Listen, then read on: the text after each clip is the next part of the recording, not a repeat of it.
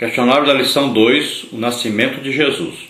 Segundo trimestre de 2015, Jesus, o homem perfeito, o Evangelho de Lucas, o médico amado. O comentarista das lições deste trimestre é o pastor José Gonçalves. Complete os espaços vazios e marque com V as respostas verdadeiras e com F as falsas, conforme a revista da CPAD. Lembrando que aqui nós trazemos as respostas verdadeiras somente e também trazemos aqui as frases já completas, aqui nos vídeos. Lá no nosso site e em outros sites também você encontra questionário com as respostas verdadeiras e falsas e também as frases para serem completadas.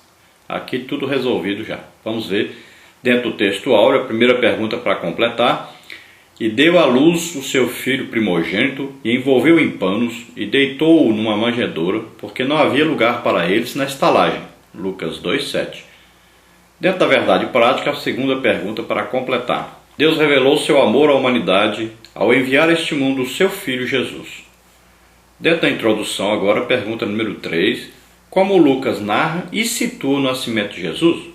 Situa-o no contexto das profecias bíblicas e do judaísmo dos seus dias.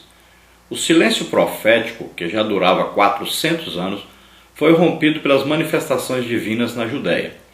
A plenitude dos tempos havia chegado e o Messias agora seria revelado. O nascimento de Jesus significava boas novas de alegria para todo o povo. Os pobres e os piedosos seriam os primeiros a receberem a notícia. Dessa forma, Deus mostrava que a salvação por ele provida alcançaria a todos os homens. Dentro da parte 1 agora, o nascimento de Jesus no contexto profético, pergunta número 4. Onde encontramos poesia e profecia ligados ao nascimento de Jesus? No relato do nascimento de Jesus, há duas belíssimas poesias conhecidas na teologia cristã como Magnificat de Maria, a mãe de Jesus, e o Benedictus de Zacarias, o sacerdote. Lucas 1, 46 a 55, 67 a 79. Esses cânticos são de natureza profética e, como tal, contextualizam o nascimento de Cristo dentro das promessas de Deus ao seu povo. Maria, por exemplo, diz que, ao nascer Jesus, Deus estava se lembrando das promessas feitas a Abraão. Lucas 1, 55.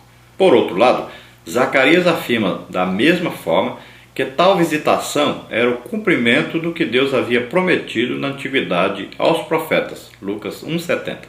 O nascimento de Jesus não se tratava, portanto, de um evento sem nexo com a história bíblica. O nascimento de Jesus foi um fato que aconteceu na plenitude dos tempos e testemunhou o cumprimento das promessas de Deus. Gálatas 4:4. Pergunta número 5. Qual o grande destaque de Lucas em sua teologia? Na teologia lucana, o Espírito Santo ocupa um lugar especial. Encontramos 17 referências ao Espírito Santo no terceiro Evangelho e 54 no livro de Atos dos Apóstolos. Isso é significativo se levarmos em conta que Mateus fala apenas 12 vezes no Espírito Santo e Marcos 6. Lucas focaliza o revestimento do Espírito, mostrando que o dom profético, silenciado no período interbíblico, foi revivificado com a vinda do Messias. Não é à toa que a maioria das referências ao Espírito nesse Evangelho ocorre nos dois primeiros capítulos que relatam o nascimento de Jesus. Lucas 1, 41, 67, 2, 25 a 27. Parte 2 agora, o anúncio do nascimento de Jesus. Pergunta número 6. Como Zacarias e Isabel foram usados por Deus para que viesse a nascer o precursor do Messias? Em sua narrativa dos fatos que precederam o anúncio do nascimento de Jesus, Lucas diz que o sacerdote Zacarias havia entrado no templo para ofertar incenso. Lucas 1:9. A queima do incenso fazia parte do ritual do templo e ocorria no período da manhã e à tarde. Êxodo 30, de 1 a 8, primeiro livro de Reis 7, 48 a 50. Foi durante um desses turnos que um anjo de Deus apareceu a Zacarias para informar-lhe que a sua oração havia sido ouvida pelo Senhor e que a sua mulher, embora já não fosse mais fértil, geraria um menino, cujo nome seria João. Lucas 1:13. João, o Batista, nasceu para ser o precursor do Messias, anunciando a sua missão. João, o Batista, seria a voz do que clama no deserto e precederia o Senhor, preparando o seu caminho. Lucas 3, 4 e 5. Pergunta número 7. como José e Maria foram usados por Deus para que viesse a nascer o Filho de Deus, Jesus Cristo, o nosso Salvador, aqui na terra. Cerca de 6 meses após o anúncio do nascimento de João, o Batista, o anjo Gabriel é enviado a Nazaré, lugar onde moravam José e sua noiva Maria. Maria era uma virgem e estava noiva de José. O anúncio de que ela geraria um filho, sem que para isso fosse necessário haver intercurso sexual, deixou-a apreensiva. Lucas 1,34. O anjo informa-lhe que desceria sobre ela o Espírito Santo e o poder de Deus a envolveria com a sua sombra. Lucas 1,35. Aqui está o milagre da encarnação, o Filho de Deus fazendo-se carne, a fim de que, através desse grande mistério, todos possam alcançar a salvação. João 1:1 e 14. Agora, dentro da parte 3, o nascimento de Jesus e os camponeses. Pergunta número 8. Como é destacada a nobreza dos pobres no Evangelho de Lucas? É um fato de fácil constatação o destaque que os pobres recebem no Evangelho de Lucas. Quando deu início ao seu ministério, Jesus o fez dizendo as seguintes palavras: O Espírito do Senhor é sobre mim, pois que me ungiu para evangelizar os pobres. Lucas 4,18. Os pobres faziam parte das bem-aventuranças de Jesus. Lucas 6,20. Pobres são os carentes tanto de bens materiais como espirituais.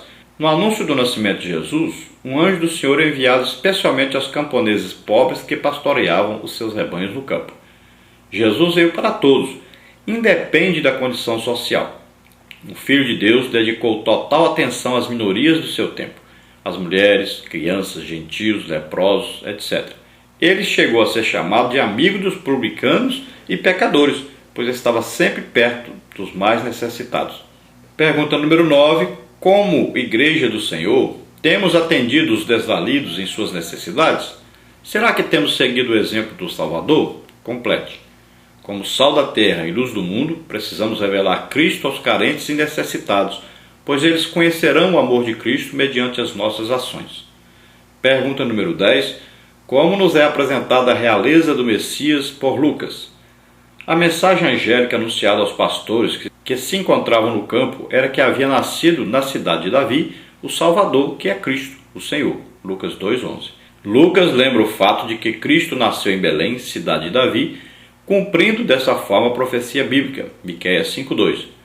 Mas o Messias não apenas nasce em Belém, cidade de Davi. Ele também possui realeza, porque é da descendência de Davi, como atesta sua árvore genealógica. Lucas 3, 23 a 38. Lucas também detalha como o anjo de Deus falou da realeza do Messias aos camponeses. Ele é o Salvador, o Cristo, o Senhor. Lucas 2,11.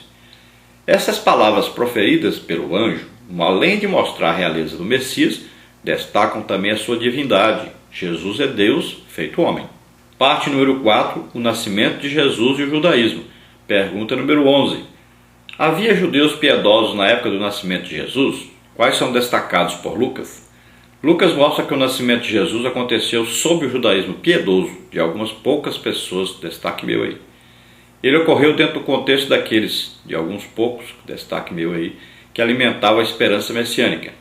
São pessoas piedosas que aguardavam o Messias e, quando ele se revelou, elas prontamente o reconheceram. Primeiramente, Lucas cita Zacarias, um sacerdote piedoso, e sua esposa Isabel. A Escritura sublinha que ambos eram justos diante de Deus e viviam irrepreensivelmente dos preceitos e mandamentos do Senhor.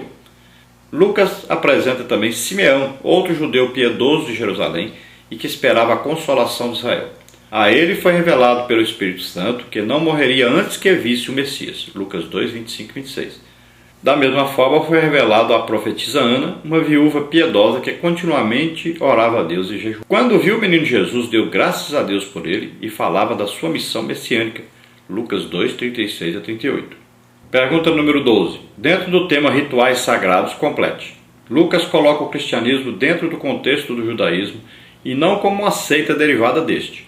Como qualquer judeu do seu tempo, Jesus se submete aos rituais da religião judaica. Lucas 2, 21 a 24.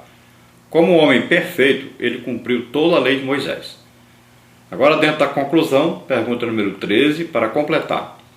Já observamos que Lucas procura situar o nascimento de Jesus dentro do contexto histórico. Dessa forma, ele dá detalhes sobre fatos da história universal, mostrando que Deus foi é e continuará sendo Senhor da história. É dentro dessa história que se cumprem as profecias. O Messias prometido, diferentemente do Messias esperado pelos judeus, nasce em uma manjedoura e não em um palácio. Os pobres e não os ricos são os convidados a participar do seu Natal. A lógica do reino de Deus se manifesta oposta à do reino dos homens. Todos aqueles que se sentem carentes e necessitados são convidados a participarem dele. Glória a Deus, aleluia.